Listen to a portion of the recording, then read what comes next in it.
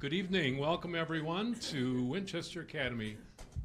I'm Dan Naylor, a trustee of the Academy. At this time, we would ask you to please silence your mobile phones, watch alarms, other things that go off in the night.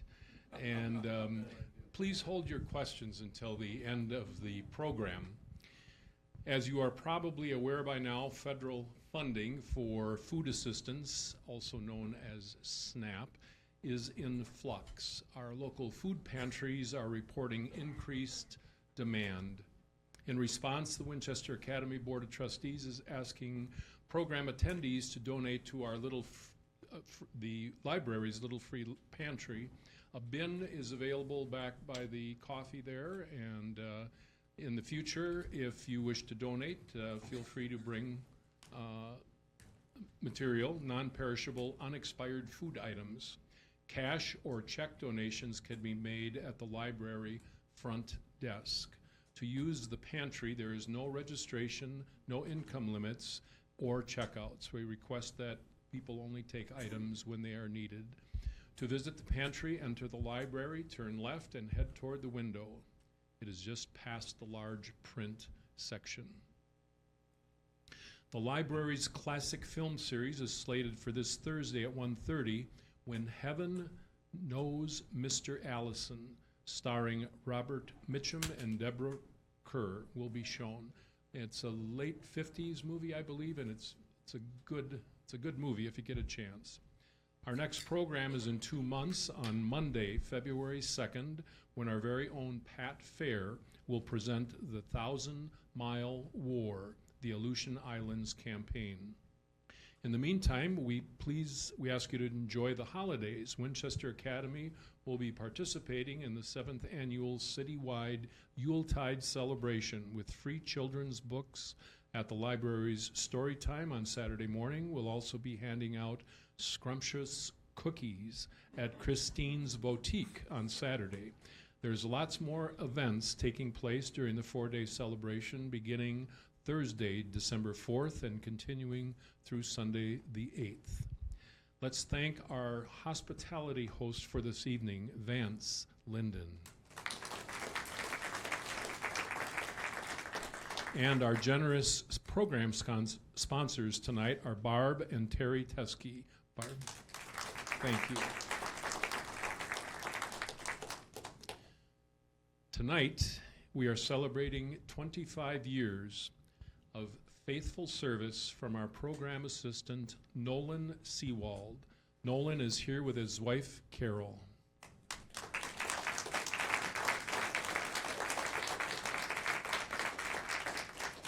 Over the years, Nolan has continually adapted to new technologies. He is conscientious, kind, respectful, and enthusiastic about the work and supporting our programs, frequently engaging in our question and answer periods.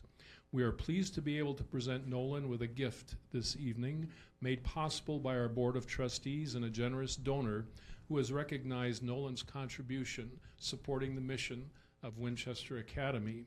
There's a card in the back if anyone is interested in putting anything personal down. You're welcome to do that. Please join me in wishing Nolan a happy retirement.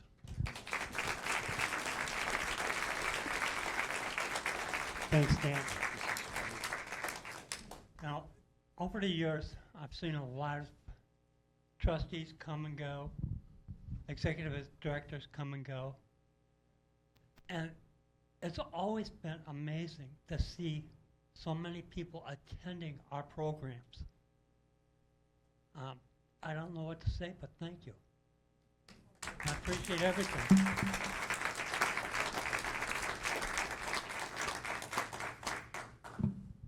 Thank you, Nolan. Tonight we're pleased to host Jeffrey Kirsten. Some of you may remember Jeff from a program in, I believe it was the spring of 2023, on common scams and fraud. Jeff is an outreach specialist for the Bureau of Consumer Protection within the Wisconsin Department of Agriculture, Trade, and Consumer Protection. As an outreach specialist, Jeff travels around the state to educate the public, businesses, and law enforcement on common scams and fraud, privacy protection, data security, identity theft, and other areas of consumer protection. Jeff has over 12 years of experience as a police officer and as a prior consumer protection investigator for the Bureau of Consumer Protection. Jeff also is responsible for catching a lot of fish in the chain of lakes. So just in case anybody's slowing down, you know who to talk to. Please join me in welcoming Jeff to Winchester Academy.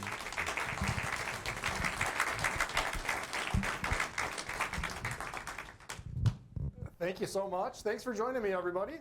Yeah, it's kind of tough to be here in this area, and I'm not getting a chance to fish on any of these lakes. I've spent a lot of time over the last 25 years fishing some of these lakes. But tonight we're here to talk about identity theft. I hate to come at you with another scary topic like 2.5 years ago when we talked about scams and fraud and all these emails and text messages and phone calls we get, all these people that want to steal our money. And now we've got this artificial intelligence that's coming at us and all these different new ways that they can try to scam us. But then some of these scams, they don't just take your money, they trick you into giving up your personal information, and then they use that to steal your identity. So that's what we're going to mainly talk about this evening. I've been doing this for the state for about 8 or 9 years now. And when I started doing this presentation, identity theft was the fastest growing crime in the United States. And it is still the fastest growing crime in the United States. There's a new victim every 2 seconds. So what is identity theft? It's the criminal use of our personal information to obtain monies, goods, or services. Again, we know they're after our money. Number 1 here on the list, credit card fraud. Who's had this happen? Right? Most of us. You know the drill. You know, either you spot the fraudulent charge or the credit card company spots it. They cancel the card. You got to wait for that new card to show up in the mail. Hopefully, it doesn't happen while you're out of state. And when you get that new card in the mail, hopefully you remember to reset up auto bill pay for, so you don't fall behind on something else. That's identity theft. Somebody gets a hold of a credit card number and tries to make a fraudulent purchase. But identity theft is so much more than that. They'll open up new credit cards in your name that you don't even know about and go make purchases. They'll open up bank accounts in your name and try to deposit fraudulent checks and pull that money out before the bank figures out what's going on. They'll go to the phone store and they'll sign up for the new phone that just came out. And a lot of those phone companies nowadays, they kind of hand those phones out for free, right? Well, it's not really free. It's a line of credit as long as you pay your bill for the next 30 months. Well, the criminal, they'll take that phone and they never pay the bill. Kind of the moral of the story here is they never pay the bill and they just leave the victim with the aftermath of all of that. They'll try to steal your tax returns. They'll sign up for government benefits in your name. I mean, the list just goes on and on of all the things they can do with your personal info. They're kind of just limited by their imagination. All right, let's talk about this personal info here a little bit. What are they after? All they really need to steal your identity is your name, date of birth, and SS number. Think about the last time you were out shopping at one of those big stores. All of them, right? What do they all want you to sign up for nowadays? The credit card, right? And the credit industry makes it so easy to sign up for this stuff. If you say yes to that cashier, all they do is just turn the little keypad around to face you. All you have to do is plug in your social security number, your date of birth, and your average annual income. And literally within seconds, a receipt prints off, it's got a barcode on it, and a credit limit. You could literally go on a shopping spree with that new credit card that day. Well, of course, if you go on the shopping spree, you're responsible for that bill. But if a criminal does this, they go on the shopping spree. You don't even know this is happening in the background. Now, all of a sudden, 6, 7, 8, 9 months from now, you're getting a phone call from a bill collector wondering why you didn't pay this $5,000 credit card bill. You hang up on them because you think it's a scam phone call. Because you're like, I don't even have a credit card from that company. I mean, it could be a scam phone call, but it could also be a real bill collector, and that could be the first indicator that you're the victim of identity theft. The other unique thing about name, date of birth, and social security number, that information never changes. Your whole life you've had the same name, maybe a last name change here or there, but pretty consistent. Your whole life, you've had the same date of birth. We don't get to change the year as much as we want to, right? And your whole life, you've had the same Social Security number, and you'll never get a new one. And even if we told Social Security, your number is in the wrong hands, it's compromised, you're the victim of identity theft, the Social Security Administration will not give you a new Social Security number. Now, I'm not saying that's a bad thing. I can't really picture a world where they're handing out new numbers and all the fraud that would come across with that. But once a criminal has this information, they always have it. I kind of like to think back to my days in law enforcement. Let's say somebody burglarizes your house and steals your TV. We call the police. They catch the bad guys. Maybe I get my TV back. They don't catch the bad guys. I've got insurance. I get a new TV. I can kind of right that wrong. But when it comes to identity theft, even if they catch the criminal, that criminal still knows your info. You can't make somebody forget something. So once your information is out there, you're always going to be at a higher risk of having your identity stolen. I should have let you know right away at the beginning that this presentation, it's all doom and gloom, the first half. So I don't mean to sound like a total downer right now. Let's get through all the bad stuff first here, and then we'll talk about some things that you can do to protect yourself from everything I'm talking about. Not just name, date of birth, SS number, they're after everything. Every little tidbit of information that they can tie back to your name, the bigger picture of your identity, that gives them. That makes it easier for them to call up the bank or the credit union or a business and fool that bank or business over the phone that make that business think that you're the one that's calling, where really it's this identity thief that's impersonating you. Who can be victimized? Everybody.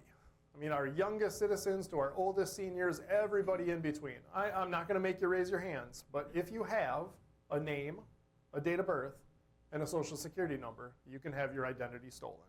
And I'm pretty sure that's all of us.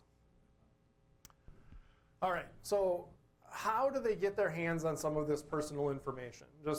These are just some of the ways. Now, I certainly can't cover all of them, but they've been known to dig through trash. If somebody's thrown away important documents, bank statements, pre-approved credit card offers, old checkbook registers, tax documents, all of those documents have numbers on them, account numbers and special information. If they can tie that back to somebody's name, that starts to give them an idea of someone's identity. Stolen mail, that red flag on the mailbox on the side of the house or at the street corner, just a red flag to a thief. There's something in there to steal. When you see a red flag, that usually means somebody's paying a bill or mailing out a holiday or a birthday card, both of which might have personal checks inside. Who still fills out paper personal checks? Quite a few of us, right? There's still a time and place for it. Think of all the information that's on a check. Your name, address, phone number, sometimes even a driver's license number, a perfect copy of your signature because it's yours, your bank account number and your bank routing number. And then if that's in an envelope, let's say you're paying a bill, well, there's a bill statement in there that also has account numbers and other information on it. That is a lot of information for a criminal to intercept. And then have you heard of something called check washing? So this has been around for a while. I don't know why, but it seems to be making a comeback. There is a simple household chemical solution that you can wash the ballpoint pen ink off of a check. I'm not going to tell you what it is, but Google knows. The bad guys know. So if a criminal intercepts your check, what they can do is they can change who it's paid out to and put a different name in there. Of course, the smart criminals, they're not going to mess with your signature because that's yours. And the really smart criminals won't even mess with the dollar amount. They'll leave that alone and just change the name. Then you check online banking or the bank statement, and it looks like check number, whatever, went through for the right amount. You think you paid that bill. You have no idea that a criminal intercepted it, washed the ink off of it, filled in something else, and went and cashed that check. So here is a very simple thing that you can do to protect yourself from check washing. fill your checks out with a gel ink pen. Gel ink is a different type of ink. You can't wash the gel ink off. So that's an easy thing. Just go get a 2-pack of gel ink pens and keep those with the checkbook. And then next time, I don't think anybody needs to run out and do this, but next time that you need to order checks, ask the bank about this. My understanding is that they now offer a type of security check where that protects against this. Basically, they're printing the checks with the same type of ink as a ballpoint pen. So if a criminal tries to wash that off, well, the whole check just kind of dissolves into nothing. So you can look at that next time. Stolen wallets. You certainly don't need me standing up here explaining why it would be a bad day to lose your wallet. And in fact, I'm standing here in front of you today and I don't have my wallet on me. I accidentally left it at home. We all know what that feels like, right? At least I was able to check in with my wife and it's at home on my nightstand. So at least I know where it is. But if a criminal steals a wallet, I mean, all the bad things that can happen with it, but I bet everybody right now in your wallets or purses, you have a driver's license or ID card. Well, that's got your name and date of birth on it. Do yourself a favor and don't carry around your social security card. There's very few times in life you need the actual paper card. Day one of a new job, you usually need the paper card. HR needs the photocopy of it. Nolan, you're not getting any more new jobs, are you?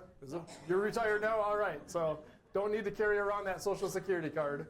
And then opening up certain types of interest-earning retirement accounts at the bank. Sometimes the bank needs the actual card. But those are not everyday occurrences. So leave that card at home locked up.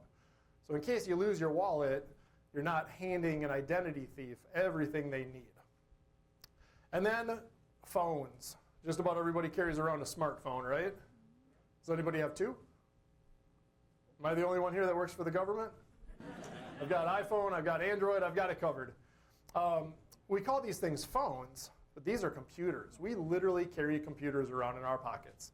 A phone is just one thing it does. It also has access to my email and my text messaging, and I have a entire contacts list in there, and I might have a password manager, a digital wallet, access to, just a treasure trove of information. If my phone or someone's phone falls into the wrong hands and it's not locked, a criminal can just click the button, swipe up on the screen, and they have access to all of that information. This bailed me out at dinner tonight because I was able to use my phone to pay for my meal. So luckily, I had my phone with me. But so make sure your phone is locked, whatever type of phone you have. Set up the facial recognition, the fingerprint, the code, the pattern. Have something so that in case it falls into the wrong hands, someone else is not able to open up that device. Skimming devices at gas pumps. Have you heard about these? Has this area been hit? Every once in a while you kind of see these reports, right? So these are devices that a criminal can put on a gas pump or an ATM. I'm mainly going to talk about gas pumps. There's external devices, there's internal devices. So this is a picture of an external device right here. Looks just like the real credit card reader. Fits in place right over the top, held in place with hot glue or super glue, and you don't even know it's there. You pump your gas, you put your card in, you pay for it, you drive away. You have no idea that a criminal read that magnetic strip on the back of your card that day and stole your account number. Then they come back and they grab all those stolen account numbers, they transfer them to a fake plastic card, and they effectively have a cloned copy of whatever card you used to pump gas that day. But technology always gets better and better, right? So now they're not the external devices. I mean, the advice always used to be to give the credit card reader a wiggle before you pay at the gas pump. If it falls off, that's a bad sign. If it's hanging there, let somebody inside know. But now what they can do is they can put these things on the inside. With Bluetooth technology, there's these things called plate skimmers that they look like a credit card. They're so thin that they'll actually fit in the slot that the credit card goes into, and it's so thin that there's still enough room that you can put a card in there to pay for stuff. sometimes you just can't tell if a pump has been compromised or not. But we all got to drive around and pump gas and live our lives and, take money out at the ATM. And so what's the best way to do this to limit our exposure as much as possible? So I kind of put together a chart here over on the left side of the screen. From the standpoint of identity theft, if you pay with cash, it's kind of hard to steal my identity, right? So I put that at the top. But if you decide to pay with a card, the next best option is the tap and pay. Does anybody have a card where you can do the tap and pay? Lots of you. Okay, wonderful. So that technology is really kind of one of the things it's designed for is to combat skimmers. So you're able to, with the tap and pay for your stuff that day. You never had to put your card inside of a machine. There's no way somebody read the mag stripe on the back of that card, and everything with that transaction is encrypted. Wonderful.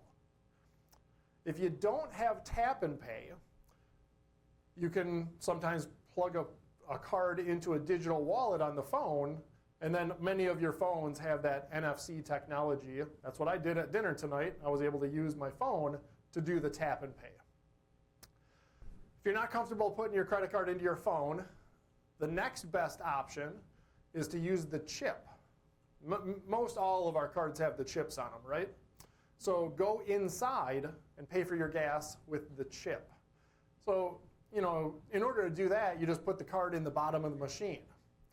And what, you only put about an inch of the card in the bottom of the machine? That's another way to pay. Everything is encrypted, and there's no way somebody read the mag stripe on the back of your card because you never even swiped it. Now let's talk about paying at the gas pump. Many gas pumps, they take the chip on your card, right? But you still got to put your card all the way inside. So even though the machine is reading the chip for that legitimate transaction, you pumping gas, you had to put your card all the way inside. You might have just ran it past a skimmer. So if you pay at a gas pump, I highly recommend that you use a credit card. Credit cards offer quite a bit of protection.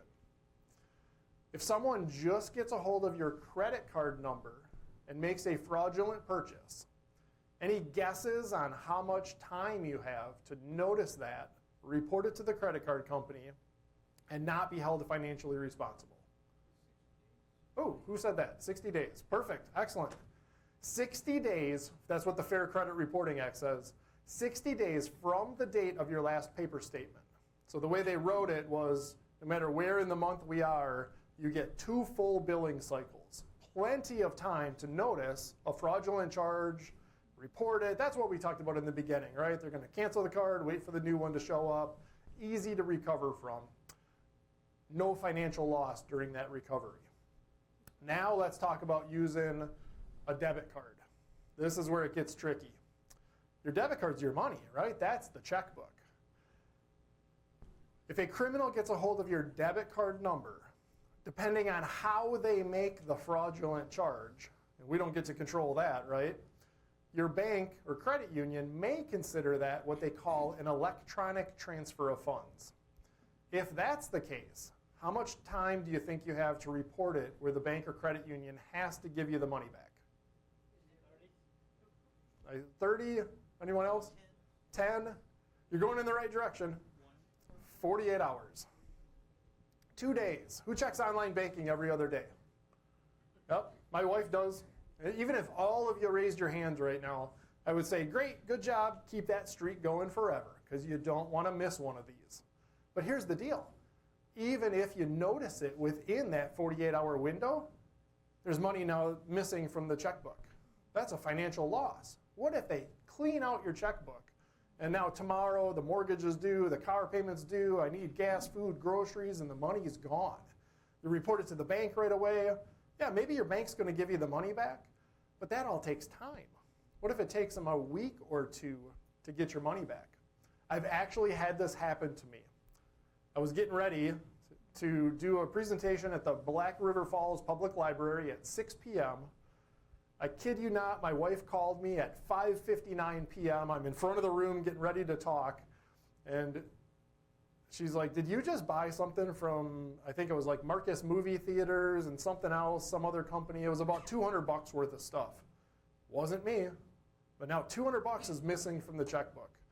Reported to the bank right away the next day. I was able to get my money back, but it took 15 days. What if they cleaned out my checkbook? And again, it takes 15 days to get my money back. That's a problem. So just be very careful using debit cards. I'm not just talking about skimmers at gas pumps, but you hand it to wait staff at a restaurant, they disappear in the back room. Everybody carries a camera around with them nowadays. Click, click, they got a picture of both sides of your card. I mean, just think of it like this. The more you use a debit card, eventually one of those transactions is going to fall through the cracks. You probably won't know which one. And all of a sudden your first indicator is there's a fraudulent charge on the checkbook. And now you're trying to get your money back. Now everybody here banks at different places. I don't know where y'all bank, but I just recommend go have that conversation. Sit down with a banker and ask them, hey, what happens if someone gets a hold of my debit card information? How much time do I have to report that to you? Are you going to reimburse the money? How long is it going to take to get my money back? Is there a limit of how much you're going to reimburse? What if this happens to me 3 times in a calendar year? Trust me, you want to know the answers to those questions before you open up the online banking and all of a sudden the checkbook is empty. Oh, one more thing about checkbooks. Who here has overdraft protection at the bank? Right? Lots of us. Who wants to pay overdraft fees? All that does is link another account, usually a savings account, to your checkbook. All that is an agreement that if you run your checkbook down to nothing, you've pre-told the bank, hey, keep feeding money from this other account because I don't want to overdraft. They can run both accounts down to nothing. Now your bank and credit unions, they're very good at keeping your money safe. That's what they do. Just go have this conversation with them. They're very good at, there's all kinds of different strategies out there of how you can set up your accounts, and everybody here has different comfort levels. And just, again, have that conversation, make sure your money is secure and safe the way you want it to be. Imposter scams, this is what we talked about last time. Obviously, I can talk for an hour just on this slide, right? There's so many scams out there. A little bit newer since the last time I was here is this artificial intelligence. They can use AI to mimic people's voices now. They can actually use AI to scour the internet, look at all your social media posts, look at all the social media posts of your family and friends, and come up with a scam that's personally designed to work on you. There's a common scam out there. It's called the grandparent scam. Now they can mimic voices of grandchildren or family members. When you're on the receiving end of a phone call, you don't know who that is. You can't trust caller ID. They can make that say whatever they want. Obviously, a criminal will just lie to you. And now I'm telling you that you can't even trust a phone call when you recognize the voice of a family member. That's kind of the world we live in. Now, of course, I'm not saying every one of your phone calls is fake and you should just hang up on family and friends, unless you want to. Just use me as an excuse. But if that conversation all of a sudden turns towards your money and you're getting talked into doing something with your money, pump the brakes. That might not be a family member or a friend. That could be a criminal just impersonating somebody, just trying to steal your money. Sometimes we have to hand out our information though, right? A lot of businesses want your information. Healthcare wants your information. You sign up for a new account. You got to fill in all these required fields. You don't always have to hand it out. So it's okay to ask some of these questions. Do you really need my social security number? Do you need my date of birth for that? The more I hand it out, the more I now have to rely on all these other businesses and entities to keep my information safe. Sometimes when you push back a little bit, they'll let you do something different. You don't have to share your social security number. You don't have to share a date of birth. And every little time that you can do that, well, now there's just one more place you don't have to worry that they might not keep my information safe. Other times you don't get to say no, right? When a police officer pulls you over for speeding and they ask you for your driver's license, you kind of have to give it to them, right? I mean, I used to do that. Trust me, don't play that game. But now your name's in their system, and we're just at the mercy of their IT people. Hopefully they keep their computers safe and secure, and they don't have a data breach. Has anybody ever got one of these lovely letters? Yes, right? You know the letter. It usually starts off with, "We take your data privacy very seriously, but..." And then they let you know how they didn't, and some bad actor broke into those computers and got access to all that info, and now they're letting you know that your information was breached. These are just some companies that have had data breaches, the big ones that have affected Wisconsin consumers. There are 2,200 plus data breaches every year. I mean, for years it's been like that. Here's the sad truth. You've been a part of numerous data breaches. I've been a part of numerous data breaches. Your information's out there. It's on the dark web. It's just a matter of time before criminals get to it and do something bad with it. Whether you know your information's out there or not, I'm kind of here to tell you that it is. Now, that being said, I still think there's value in not just, okay, well, my data's been breached. I guess I can just, sign up for accounts everywhere and just hand my information out. We still want to keep it as secure as possible. Social networking is another way that criminals get your information. Social media is a great way to stay in touch with family and friends. I am not here to say social media is evil. That's a different presentation. I don't do that one. But criminals are out there on social media, and they're looking to connect with people, and they're looking for this information right here. These are the answers to many of your security questions nowadays. Get too close to that speaker. When you call the bank nowadays, it's no longer mother's maiden name. Now they set up these password questions. Well, don't put the answers to the password questions on social media. Then a criminal calls up, they impersonate you, maybe they use your voice to fool your bank, and if they can answer those questions correctly, they're hoping they can get access to your accounts. Some other things you need to look out for on social media, something called an imposter account. Have you ever seen a message from a friend that says, "I've been hacked"? Okay, so a couple things that could happen here. If someone doesn't have a good username and password for their social media accounts, sometimes criminals figure out that password and they're able to break into somebody's account and actually take over that account. That's someone being hacked. It's a little bit more rare. Usually what happens is this thing called an imposter account. So I'm not picking on Facebook, but I'll just use them as an example. Let's say you're on Facebook and I'm on Facebook. We're not friends with each other. We don't know each other. And I'm the criminal. Well, I can't see anything about your posts, right? Because we're not friends. But I can see your profile picture and I can see your name. That's all I need. All I do is screenshot the photo that you're using right now for your profile picture. I create a brand new Facebook account and I just use your name. Now I have control of an account that looks just like yours. It's a whole different account, but it looks like yours. If I can see who you're friends with, I'll send out messages to every one of your friends, and it'll look like it comes from you.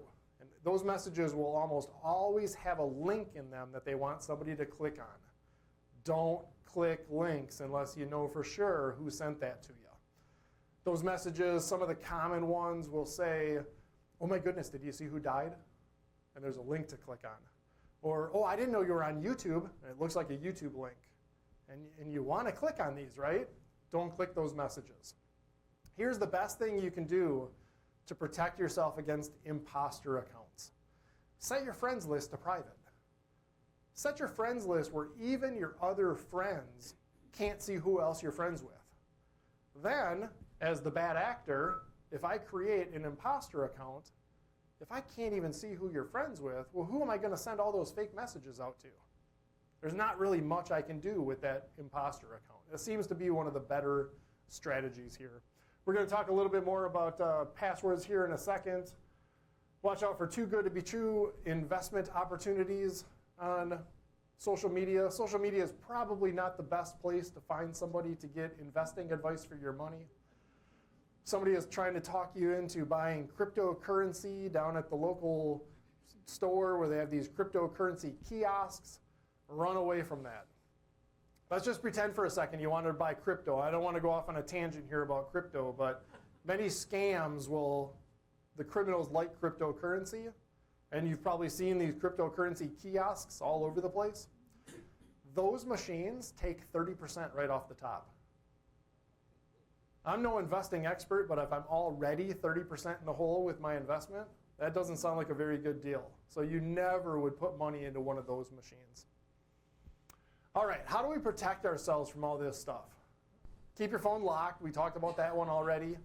All of your devices, make sure they're up to date. Updates almost always include security updates.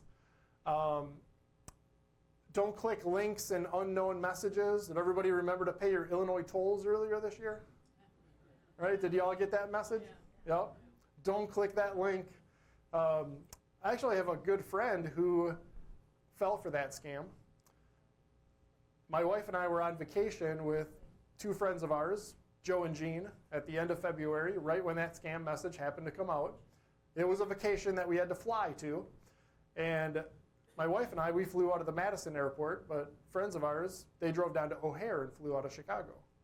So we're on vacation, out of state, all staying together at the same Airbnb, and my friend Jean woke up to the text message, the same one y'all got, that says you need to pay your Illinois tolls. But to her, it made sense. She just drove through Illinois like 2 days earlier to fly out.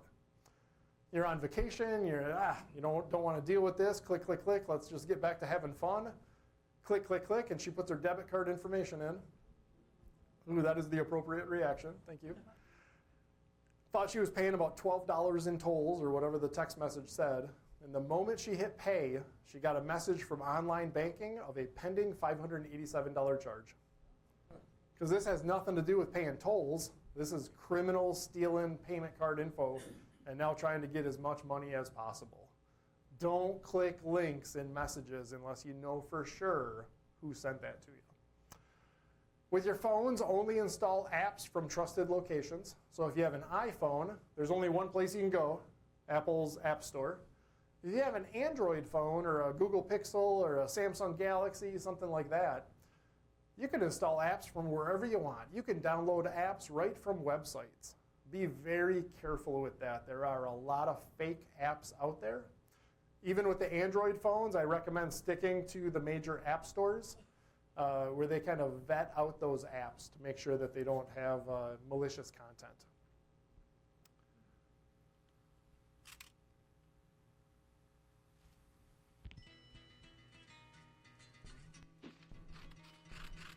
Many hotels, coffee shops, airports, and other places offer free Wi-Fi hotspots.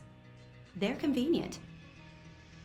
Unfortunately, they often aren't secure. That could make it easy for someone else to access your online accounts or steal your personal information. So, what can you do to reduce your risk? Encryption is the key to keeping your information secure online. When information is encrypted, it's scrambled into a code so others can't get it. How can you be sure your information is encrypted? 2 ways. 1, use a secure network to access the internet. Don't assume that a public Wi-Fi network uses encryption. In fact, most don't. You can only be sure that a network uses effective encryption if it asks you to provide a WPA or WPA2 password. If you aren't sure, it's best to assume the network is not secure. The second way to protect your information is to send it through a secure website. A secure site will encrypt your information, even if the network doesn't. If the web address starts with HTTPS, then your information is encrypted before it's sent. The S stands for secure. Look for HTTPS on every page you visit, not just when you log in. If you use an unsecured Wi-Fi network to log into an unencrypted website, strangers using that network can hijack your account and steal your private documents, contacts, family photos, even your username and password. If that happens, an imposter could use your email or social networking account to pretend to be you and scam people you care about. Or a hacker could use your password from one website to try to log into a different account and access your personal or financial information. Here are some steps you can take to protect yourself when you use a public Wi-Fi hotspot. Only log in or enter personal information on secure sites that use encryption. Again, look for a web address that begins with HTTPS. Don't use the same username and password for different sites. It could give someone who gains access to one of your accounts access to many of your accounts. Never email financial information, including credit card, social security, and checking account numbers, even if the network and website are secure. Don't stay permanently signed in to accounts. When you've finished using a site, log out. The bottom line, secure Wi-Fi hotspots require a password. Secure websites start with HTTPS. Remember, it's easy to find trusted information about computer security. Just visit onguardonline.gov, the federal government site to help you be safe, secure, and responsible online. All right, let's talk a little bit about computers. A lot of the same stuff with our phones. Make sure your computers are up to date. Is anybody here still using Windows 10? You might have heard that Microsoft is no longer supporting Windows 10. You might be looking at upgrading to Windows 11 or switching to a different operating system. If you're like my father-in-law, you might find out that your current computer is not capable of handling Windows 11. So now you got to go out and buy a new computer. I just spent all Saturday, a couple days ago, at his place setting up the new computer. Not very fun, right? But we got to do it to make sure that we're not using an outdated operating system. Vulnerabilities will continue to be identified, and if those vulnerabilities are no longer being fixed, well, then the criminals are going to be able to find new avenues into those operating systems. Again, don't click apps unless you know who sent you those messages. I think this is a little antiquated. Most of the new operating systems nowadays, they have antivirus and things like that built into them.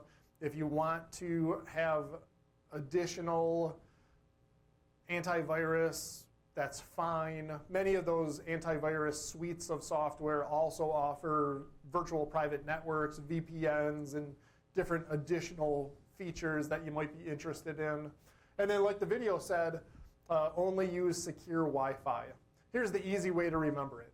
If you're not sure you're on a secure Wi-Fi connection, not the time to do online shopping or online banking. You know, just wait till you're at home on your own secure network to do that sort of stuff. If you're out and about, like where we are right now, you're in the library, and it's just, you know, driving you bonkers of what was the name of that actor that was in that movie last night. You just got to Google something, that's fine. But not where you're logging into banking accounts and shopping where you're using payment card information. All right, here's a whole list of things we can do to protect ourselves from these identity thieves. We'll shred it before we throw it away. There's an easy thing we can do. If you don't have a shredder, they're not that expensive, and then also often the bank or the credit union, or there'll be a community event sometimes where they'll bring in the big industrial shredder and people can bring in their paperwork. Take the important stuff right to the post office. I like to go inside the post office, drop it off inside. I even remember back in my days in law enforcement, the criminals would take old license plates, wrap them with duct tape, sticky side out, tie a string to them, throw them down inside those blue bins out in front of the post office.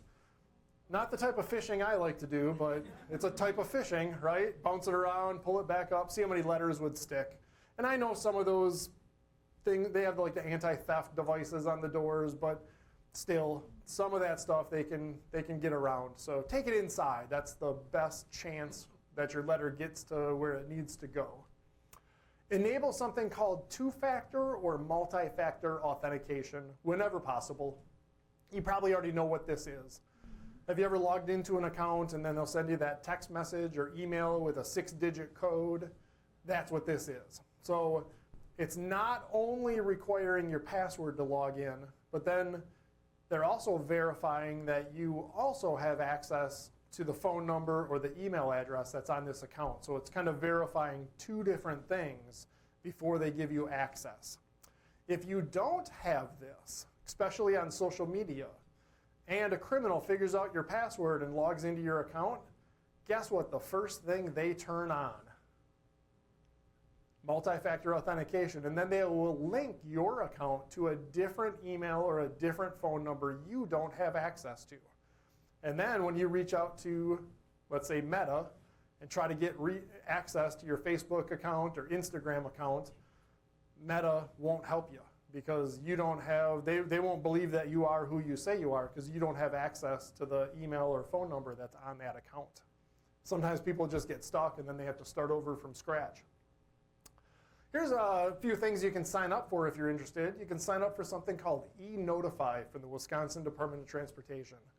Just an easy, free thing you can sign up for. Next time you go to the DMV and, let's say, renew your license plates or get a duplicate ID card or whatever it is, well, you get an email or a text that that transaction went through. Cool, great.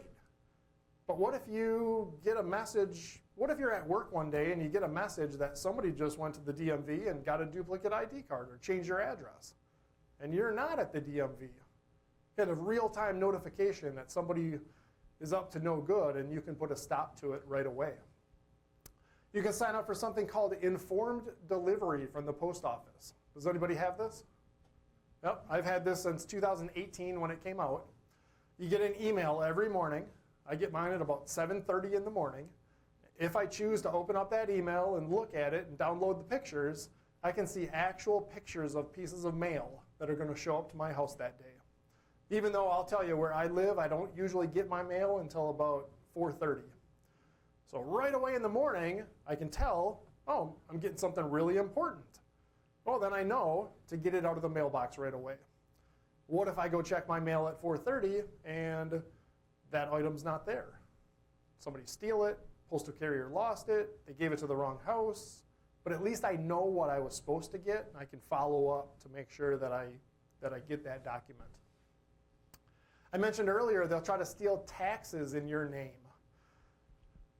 Prior to 2021, there was really not much we could do about this. 2021, the IRS and now the state of Wisconsin Department of Revenue both offer something called an identity protection PIN number for your taxes.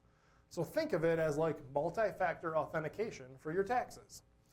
If you sign up for this, and you do so right at irs.gov, next tax season, and it'll be here before we know it, so in December here, they'll start sending out letters. And they're going to send so if someone signs up for this, the IRS is going to send a paper letter to your house in December. And inside that paper letter is a 6-digit code. And then when you file your taxes next year, there's a spot on your tax paperwork for that code. This works if you file electronically, if you use a tax service, no problem. Just give them the code. They know exactly where it goes. So here's how it works. Even though it's against the law, there's nothing that stops a criminal from just impersonating you, filing taxes with your name and your social security number. And if the IRS receives 2 tax filings in the same person's name, they don't know which one's real and which one's fraudulent. So if they get 2 or more, what they do is they freeze the whole account. It takes about 9 to 12 months to do their investigation. It's an absolute nightmare to go through. After someone has gone through this, whether you like it or not, the IRS is going to make you sign up for the identity protection PIN number. If you sign up for this ahead of time, and let's just say someone tries to do this, well, your tax paperwork has your special code on it, so the IRS knows that came from you. Anything else doesn't have that code, and then the IRS knows that's fraudulent, and they can start looking into it right away. So everybody can sign up for that if you're interested at irs.gov. Every victim I have ever talked to that has gone through this, they all have told me, I wish I could go back in time and sign up for that. That would have saved me so many headaches. So they have to go through a whole, so the question was, what stops a criminal from signing up for that?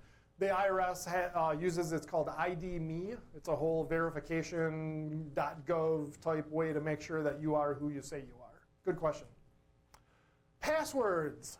How does everybody keep track of all your passwords? How many passwords do you have? Right, more than you can remember, right? Any idea what the number one used password is in the US? Password. What's number 2? Keep going. 5, 6. Yeah, you would have got on your second or third guess.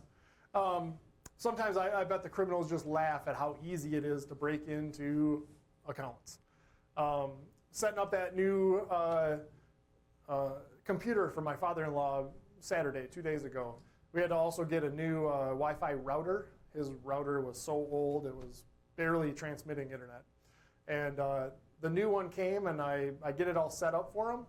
And it defaults to username admin, password admin. I mean, right? So, I mean, you know, you got to go in and change that. But how many people don't change that? And then the criminals can just log in and get access to some of this stuff. Okay, so here's the bottom line. You've got more passwords than you can remember. Of course, we all know we're not supposed to use the same password for multiple accounts. We're not supposed to have simple passwords. They're supposed to be super complicated and long and uppercase, lowercase, numbers, letters, symbols, and no way you can remember this stuff. So I've got 2 options for you. If you're not a tech-savvy person, you don't really care for computers and your phone and all of that, I'd recommend writing them down in a notebook. Keep that notebook at home locked up. Can someone figure out where you live and burglarize your house and steal that notebook? Sure, but that's pretty secure, right? That's pretty rare. You know, you get ready to log into the account, you just go to the notebook, you look up the right account, you figure out, you know, what the username and password is, just make sure you keep it updated, and you can have different, really good, strong passwords for all of your accounts. Another option for you is to use a password manager. This is what the FBI recommends that we use. These are simple little programs that you can download to your phone, tablet, computer. They may already be built into your devices. And a password manager will do all the work for you. They will create, organize, store, and automatically put in the right password for you when you're getting ready to log into something, but it won't do it until it verifies you by having you put in a master password. So in essence, all you have to do now is remember one really good, strong master password, and the manager will remember everything else. Now, hopefully you're sitting here right now and be like, wait a minute, like 4 slides ago, this guy was talking about data breaches, and now he wants me to sign up for a password manager? Like, well, what happens when their computers get broke into and all of a sudden all my passwords get leaked out? That sounds like it would be not a very good day. Okay, so all password managers that I know of, they all use something called 256-bit encryption. Is anybody really good at algebra? You know, no one ever says they're good at math. I've even done presentations for retired teachers. I've had 300 people in front of me. And still, what, I got no math teachers in the crowd? All right, the 256-bit encryption is the number 2 to the 256th power. I don't think we have enough wall space here to write how big that number is. It's an incredibly large number. That's the level of encryption that they use. I've actually been told it would take today's computers about 11 trillion years, trillion with a T, to break that level of encryption. So the idea is that even if the criminals break into those computers and steal those files, everything is encrypted. There's going to be no way they're ever going to figure out someone's password. So it's a very well thought out system. Again, the FBI recommends it, so if it's good enough for them, it's good enough for me. So I would just say pick one of those 2 and just don't use the same password for multiple accounts. Don't have a base password with a number at the end of it. Every time you change your password, the number goes up by 1. Hopefully that didn't hit too close to home for anybody. You know, nobody ever puts the number at the beginning of their password. And numbers never go down. They always are at the end and they go up. We're humans. We're all the same. All right. Just a few slides left here for you. Check your credit report. Everybody here gets free access to your credit report. In fact, they just recently changed it. It used to be you get one free credit report per year from each of these agencies. You can now check it online every week. You can check it weekly. You can check it almost as often as you want. So let's go back to that very first scenario I gave you. Somebody goes to a store, they sign you up for a credit card, they go on a shopping spree, and now 9 months later you're getting a phone call from a bill collector, and you hang up on them because you think it's a scam phone call. Well, how do you figure out if that's a real bill collector or was that a scam phone call? Check your credit report. Either there's an entry on your credit report for a credit card with this $5,000 balance, or there's not. If there's nothing on your credit report and it looks good, that was a scam phone call and you were right to hang up on them. But oh my goodness, what if you check your credit report and there is a credit card on there, it's got this $5,000 balance, just like what the bill collector was talking about. That might be a real bill collector, and that might be the first indicator that you're the victim of identity theft. We can help you fix this, but it's probably going to take a police report and filing a complaint with my agency, and it's going to take time, and it's going to be a bit of a headache. And how about we stop it from all happening in the first place? Freeze your credit. This is the number one thing that you can do to protect yourself from financial identity theft. When your credit is frozen, no one can open up a new line of credit in your name. So if a criminal goes to that store and they've got your name and date of birth and SS number and they try to open up a credit card, they'll be denied because your credit's frozen. They try to buy a car and get an auto loan in your name, denied. They try to get a personal loan, denied. Try to get a home equity line of credit, you get the idea, denied. But you, as the consumer, you still have access to your credit. Let's say you need to buy a car later this year. Well, you can go to the dealership, pick out that new car, you're talking to the finance people, in as little as an hour, you can lift this credit freeze, do that legitimate transaction, buy your new car, and then as soon as that goes through, refreeze your credit to stop other people from doing bad things. Number one thing you can do right here. In order to freeze your credit, you have to reach out to all three credit reporting agencies: Equifax, TransUnion, and Experian. If you grabbed any of my paperwork on the back desk, all three of those documents, somewhere in those documents, page 2 of the big book, the credit freeze handout is only about credit freeze. And if you have the trifold pamphlet, just open it up, and there's all the websites and the phone numbers for Equifax, TransUnion, and Experian. In order to freeze your credit, you have to reach out to all three agencies separately from each other. They're going to ask you some questions to make sure that you are who you say you are. Answer those questions correctly. If you're worried about answering those questions correctly, get a copy of your credit report before you do this. Because guess what? That's where all the questions come from. They're going to ask you, what was the name of that bank you had in 2010 for that motorcycle loan? Well, if you don't remember, go to the credit report, answer that question correctly, and freeze your credit. Do you need to sign up for insurance against identity theft? You hear all these commercials nowadays for this stuff. I don't know. It makes sense for some people, it doesn't for others. This is not free. Many types of identity theft you can recover from for free, or with assistance from my agency. We don't charge anything. Like all insurance, you got to look and see what does it cost, what's the coverage. If I could look into a crystal ball and I knew that next year you were going to suffer a horribly complicated form of identity theft, sure, I probably want these folks on my side. But again, most of this you can recover from on your own. So everybody can make your own decision on this. I get a lot of questions about this nowadays, this home title identity theft. I'm sure you've seen this in the news. Okay, so what this is not you going on vacation in Florida and coming back home and finding somebody living in your house. That's squatting. Wisconsin does not have squatters' rights. What this is, it's a form of identity theft. It's one of two things. Somebody may file fraudulent paperwork and try to get a home equity line of credit against your property. Well, if you freeze your credit, that stops all new lines of credit, right? So just freezing your credit will stop that. The other thing that someone can do, and this is much more complicated and rare, but I hate to say it, but they're getting better at it. They can file fraudulent paperwork with the county register of deeds for wherever you own property.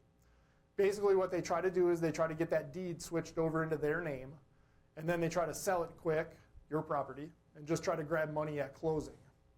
Every county is different. They're all handling this different.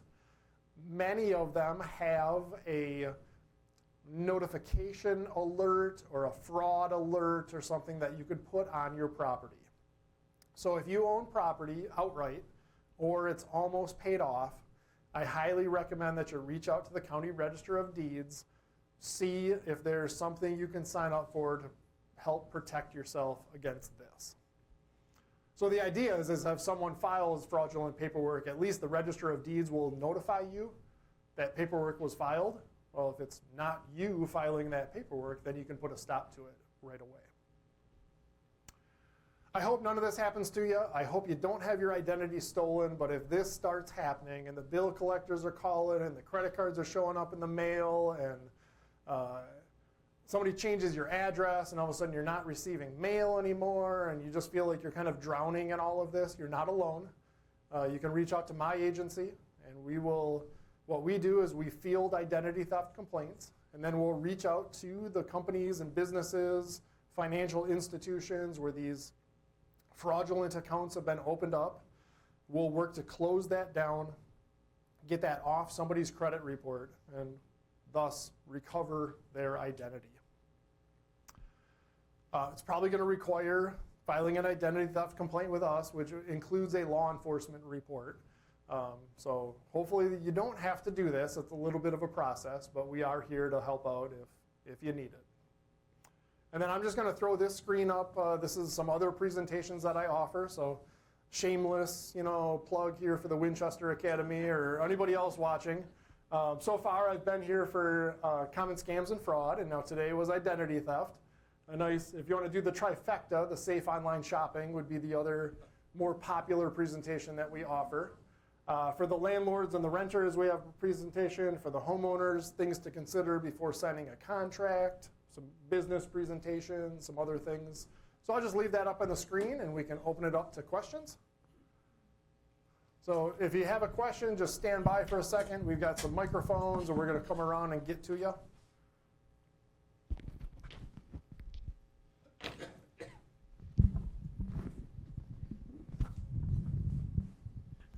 All right. I didn't bring a notebook that I could make notes in, and I thought, oh, maybe you have literature here that covers the things that you covered tonight. I have some literature here. It's on the table in the back, and I see that there's still copies left. If not, I have all kinds of paperwork or documents on our website right here that folks can download like PDFs or have online access to everything I talked about. And the website is? This DATCP, so it's commonly referred to as DATCAP. It stands for Department of Agriculture, Trade, Consumer Protection, and then it's .wi.gov. Jeffrey, would you permit us to make a PDF of your slides and put that on our website? Yes, yep. Okay, so all so this we'll do is that. public record, so everybody can have access to it. Okay.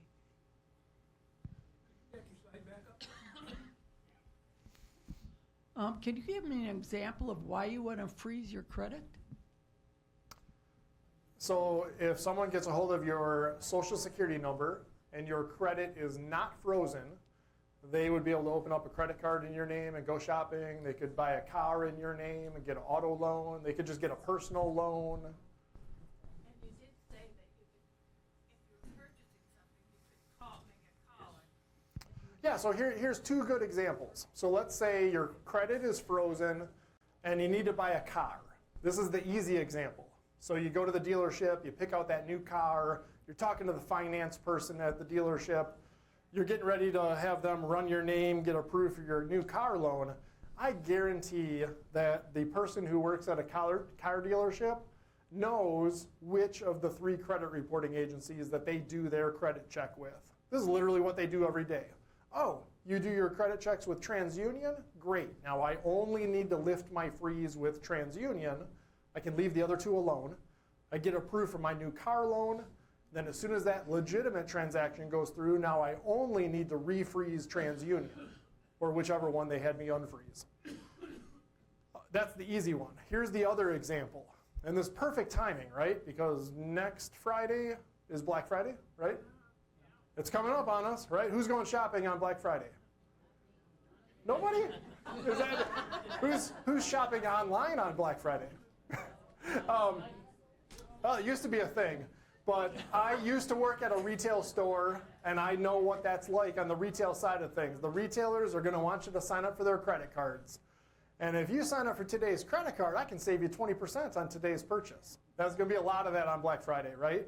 Let's just pretend you want to sign up for that. You want to take advantage of this 20% discount. No offense against retail workers, but they probably have no idea which credit reporting agency they use at corporate to do these credit checks. So you're probably going to have to lift all 3, apply for that new credit card, and then once that legitimate transaction's done, now you got to refreeze all 3. So it's a few extra hoops that you got to jump through. But if your credit is unfrozen, I'm sure you've been a part of a data breach. We've all been a part of a data breach. Your info's out there, and then there's more things that criminals can do with it. That's why I recommend freezing credit. Yeah, Jeff, I had a strange one this week that probably ties in a little bit to your Illinois tollway example. A month or so ago, I had a reason I wanted to get a new credit card from my credit card dealer. So I called them up, bank, and said, I want to close that one. I want a new card. They said, no problem. You'll get it in a week. Then this week, I get a letter from, and then all my regular payments off on that. I'm smart enough to remember, and I notified all of them that there's a new credit card and things. But some of those odd ones, like my Illinois iPass, which only gets used if I'm going down there. I got an email from them yesterday saying that your iPass account is now tied into your new credit card 8066, and then I got another one. Your iPass account has eliminated your old credit card 6033. How would they know, and who's giving them that information of, who's giving iPass the information that my... Sure, yeah, good question. I don't know for sure, but I'm guessing your credit card company. Many credit card companies will re-establish auto bill pay for different businesses that you've already authorized. I don't know, but I mean, that would be my best guess. It has to be something. Yeah. Yep, go ahead. What are they doing about the U.S. mail when they say that I had a payment and it got stuck down in Detroit, and I went to the post office here and I said, can you check into it? They never did anything. I had to scramble to get a different check out to the company. Are you doing anything with the U.S. Post Office? That's a federal agency. I'm a state agency, so we don't regulate them. But I mean, it is happening, and Sure. Yeah, I don't know what the process is to file a complaint or have the postal inspectors look into something or what. We don't regulate them. I got one in the back here. Question on home title theft. Yes.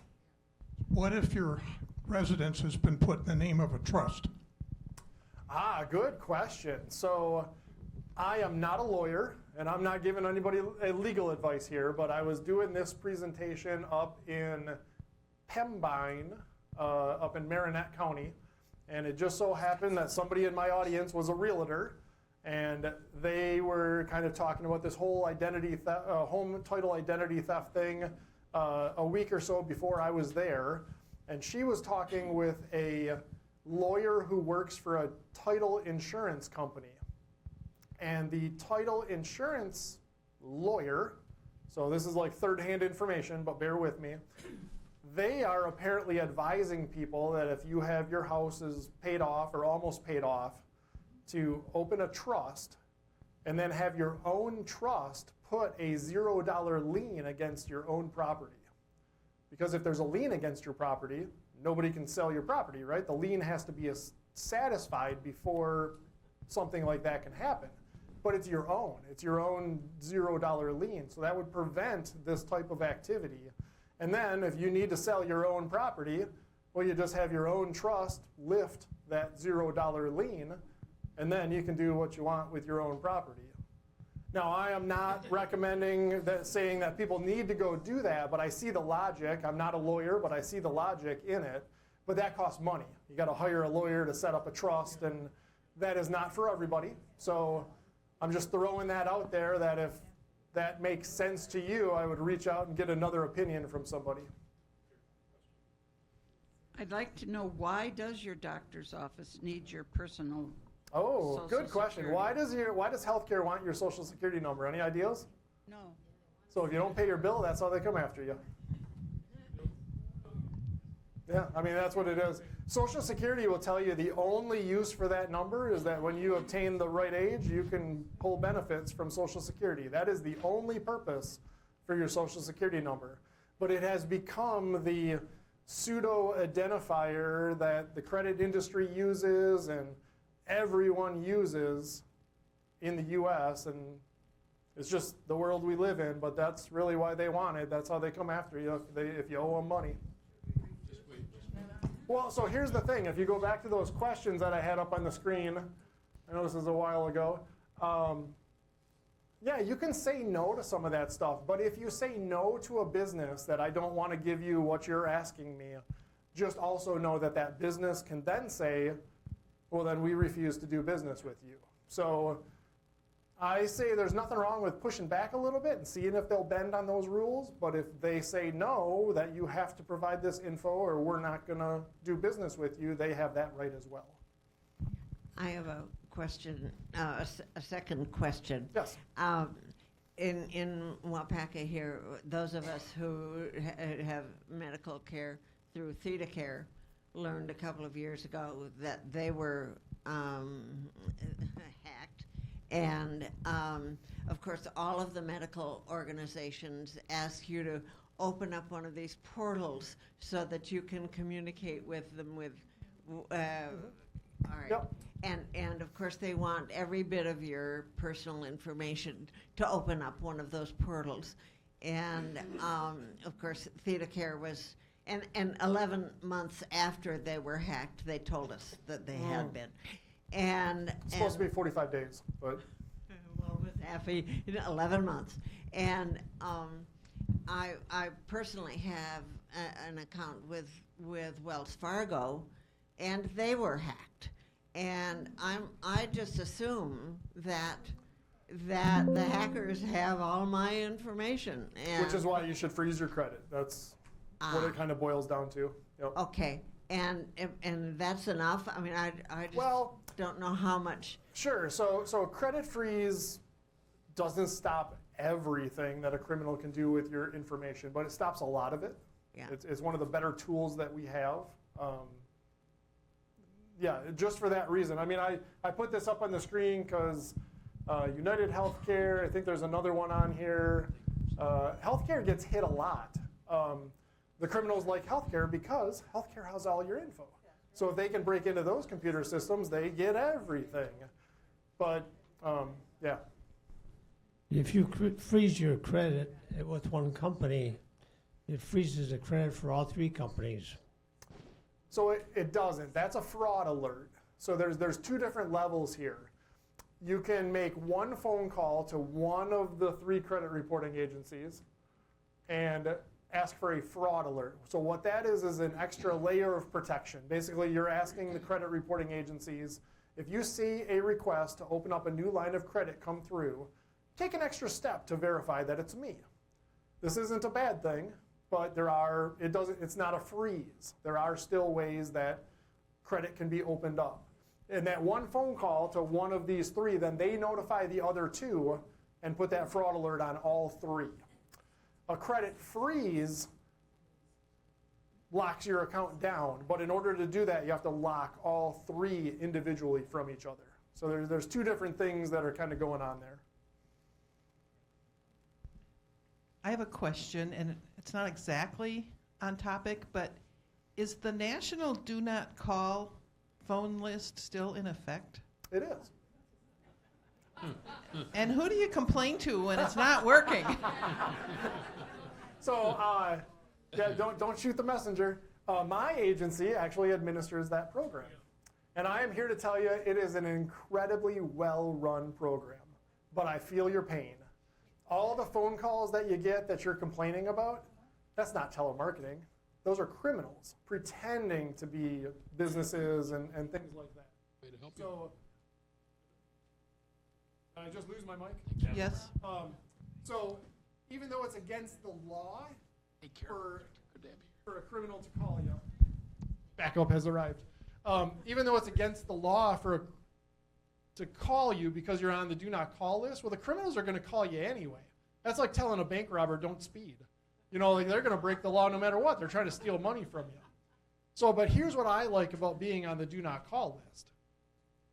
That stops businesses from calling me and trying to sell me something. And businesses are going to follow the rules. I mean, are there times where they don't? And yes, we go after those businesses.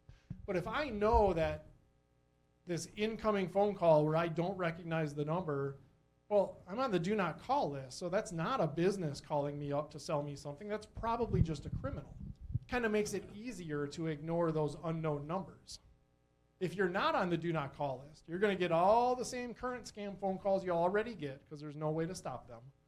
But now mixed in, you're going to get real phone calls from businesses trying to sell you stuff. And it's that much harder to tell the difference. Does that make sense?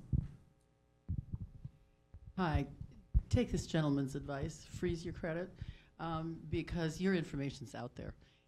I mean, everyone has your social security number and so on. And have you had, in the Wisconsin government, I know I've had, all my Illinois licenses have been hacked through the Illinois IDFPR, the government. I'm sure it's happened in Wisconsin too.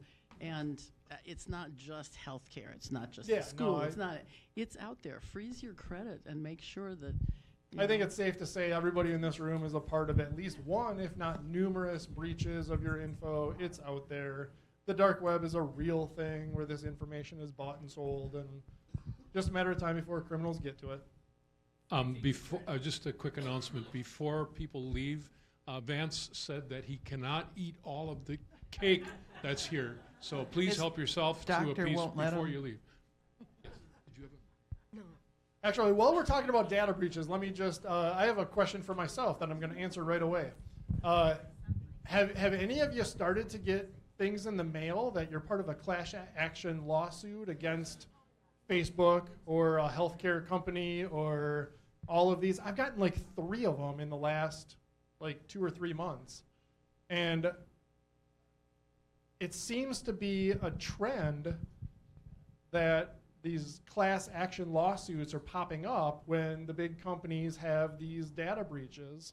I've looked into some of them. Some of them are legit. I signed up for the Facebook one, and I just got $29.99 into my Venmo account. I mean, it's real. I just got $30 as part of that settlement, and apparently I'm a part of 2 other class action lawsuits. So now I'm not saying that every one of those postcards that's showing up in your mailboxes are real, because criminals can impersonate this stuff too, but I'm just here to say all of that stuff is not fake. So you might be a part of one of those.